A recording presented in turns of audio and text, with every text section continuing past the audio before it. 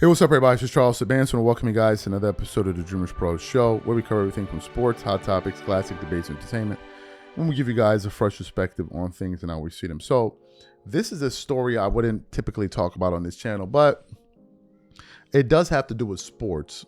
So I said, okay, let's talk about it. This is one of the most confusing stories I have heard in my life. So, as you guys know, the WNBA is the drama league. Right?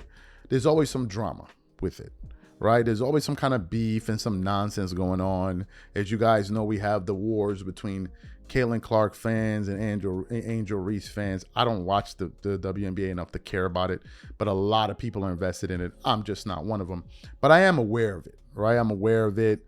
Recently, a WNBA player recently came out, blonde lady, I can't remember her name. She made some comments where like, I think it was like only women should be allowed to compete in the WNBA and turn into this controversial thing and blah, blah, blah. So the WNBA is a mess.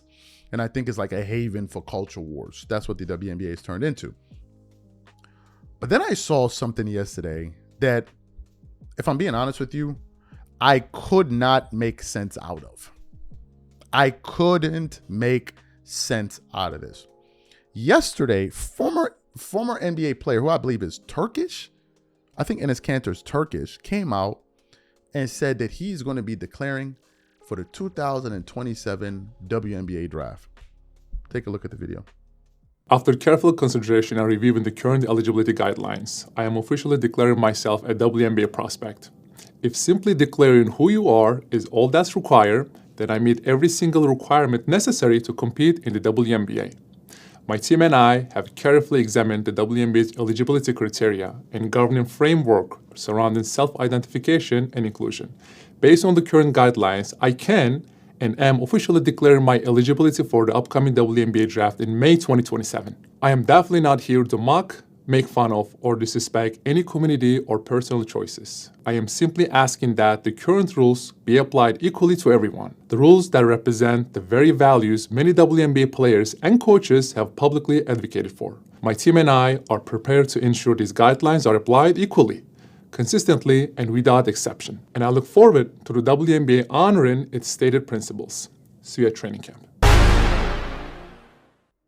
Just when you thought it couldn't get any worse and stranger, another former NBA player, Royce White, came out and said he's declaring for the WNBA draft. Take a look at this video here. Oh, earlier this week I made the announcement. I'm transgender. I'm a woman. I identify as sometimes identifying as a woman for purposes of basketball, professional basketball. So I'll be declaring for the WNBA draft in 2027 as well. I mean, I think I'd be unstoppable, but I'm a team first guy.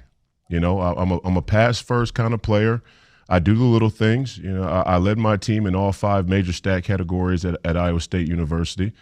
So I do a little bit of everything. I'll do whatever the coach needs me to do. I'll do whatever the girls need me to do. Mm-hmm. All kidding aside, what is the reason for your decision to declare for the WNBA draft? No, I think it's only fair. I think it's only fair. I see other great minds, other great athlete, political minds like Enes Kanter. Great minds think alike, and it's only fair that some of us get a shot to play in the Women's Association. I think I'd be a great fit. I still have low mileage as a player, and I got the natural fair skin and the nice thick eyelashes and whatnot. I haven't broken out my wigs yet, but I'm looking into some good ones. I don't know much about the wigs, but I'm looking into some. And I just hope that the bangs on the wig don't get into my eyesight, so I can play like I need to play. What would stop you from declaring for the WNBA draft? I think the WNBA could come out and make a definitive statement about guys with a pair of balls playing in the Women's Association. But hey, that'd be probably too much like right. So. And unless they do that, you're very certain you're going to be declaring, right? Oh no, I'm declaring. Yeah, no. And I don't want to be discriminated against. No, I want fair treatment. I'm a young black, hopefully United States Senator. that would like a fair chance to participate as a sometimes identifying as a transgender woman athlete. How do you think the women players in the WNBA will feel about this? Well, I think they're going to have nightmares, as they should. Yeah, I mean, I'm 260 pounds, 265 pounds, 6'8", can palm a man's basketball probably as easily as any player in history. I think I had the third biggest hands in the modern NBA draft combine in history of the modern NBA draft combine. So, yeah, I'm sure that the women's basketball is going to fare even easier to palm, which is a huge advantage. We saw that with Michael Jordan and other great players. So they're going to have nightmares, and they should, because I really feel like I'm going to be dominant. If you make it to the WNBA, you plan to use the women's locker room and all that with them? I mean, of course. I mean, I don't want to be discriminated against. I mean, come on. Why wouldn't I use the women's locker room? I mean, I grew up playing basketball since I was about 5 years old, and a lot of women in my family. My little sister is a collegiate basketball player, D1 collegiate basketball player. And I've grown up knowing a lot of girls and women's basketball players. The great Nancy Lieberman was one of my coaches, Lady Magic over in the Big Three. And I have great respect for the skill of women's basketball. And even at the girls' level in high school, you see that the girls have to play a much more skilled game because they don't have some of the physical God-given abilities or natural physical abilities as the men. So I have great respect for the women's game, but there's a significant difference between biological men and women, and I think we've blurred that line, like we've blurred many other lines unnecessarily, and I plan to exploit that for my economic and athletic benefit. You mentioned the other players are going to have nightmares about you. Is there any player in the WNBA that you think could match up well with you? No. No. Maybe Enes. Maybe me and Enes should play on the same team.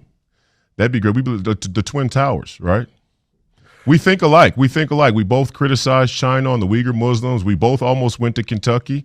He went to Kentucky, ended up getting drafted without playing. I was set to go to Kentucky. I ended up at Iowa State. But maybe this is the how it was supposed to all play out. Me and Enes Kanter running off about 5-6 WNBA championships. Did Enes inspire you to make this decision, or did you already have the idea? I think I was first. I think his must have been today or yesterday. I was about 3 days ago. But great minds think alike. There's no time limit on these things. When great ideas and great opportunities pop up like this, you just got to jump on them and ride them all the way. What happens if you go undrafted? No one signs you, though. Oh well, then I have to file a discrimination lawsuit, right? I mean that's ridiculous. Okay. Yeah, we're gonna have to have a huge legal battle about discrimination if I can't play. I'd like to know what the parameters are. What exactly are the specifics? What criteria do I need to meet in order to be able to play exactly? I mean, is it just a wig? Do I have to cut my beard? Does my voice have to get a little bit lighter? Do I have to do this snip? I'd like to know the specifics of the criteria, and I hope they'd be able to defend it in a court of law. I'm sure their pals over at the NBA front office will be giving them some legal assistance. The attorneys over there at Prokshire and Rose will be giving them some legal assistance, but put themselves in quite a pickle here. So you saw that there. Also, it's worth pointing out that Royce White is currently running for the Senate seat in Minnesota. So he's actually running in the midterms this year. So maybe this could be a ploy for attention or whatever the hell it is. What are my thoughts about this? What world are we living in today? Like, we're living in an upside down world. Like, I have the same reaction that most people have. What am I supposed to feel about this? So, Enes Kanter, who's a guy, is going to join the NBA draft to go play against women. Is it a message to say that you see what happens when men play in women's sports, that it becomes an unfair advantage? Is that the reason they're doing this? If that's the case, don't we already know that it's an unfair advantage? unless maybe some people are saying that men who used to be women, or I don't know, maybe they have an unfair, I don't know what's going on. The world, I gotta say this, we are living in the dumbest timeline ever.